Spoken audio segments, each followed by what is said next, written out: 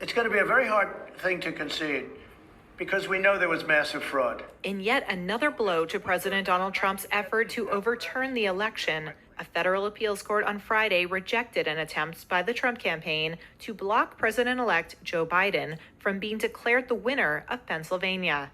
On behalf of the three-judge panel, one wrote, "Charges require specific allegations and then proof. We have neither here." On to SCOTUS, Trump campaign attorney Jenna Ellis wrote on Twitter after the ruling, referring to an appeal.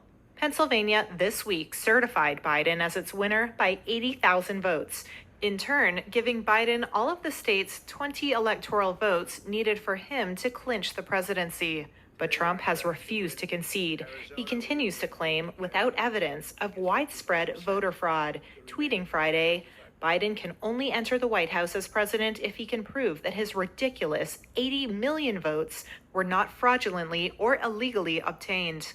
The Trump campaign has failed to convince judges of election irregularities in Michigan, Georgia, Arizona, and Nevada, all critical to Biden's victory. This is a fraud.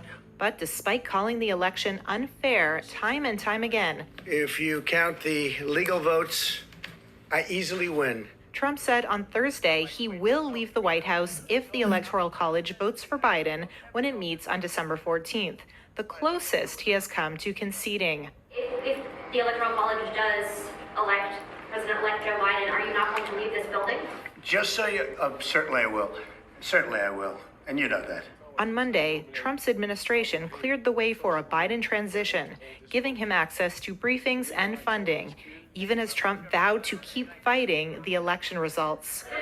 Separately, the U.S. Postmaster General Louis DeJoy and Trump late Friday appealed a federal judge's ruling suspending Postal Service changes and requiring aggressive steps to ensure ballot deliveries ahead of the November election.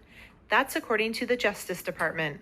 It is not immediately clear what impact the appeal would have at this late stage, given that the final deadlines for accepting ballots by mail have passed.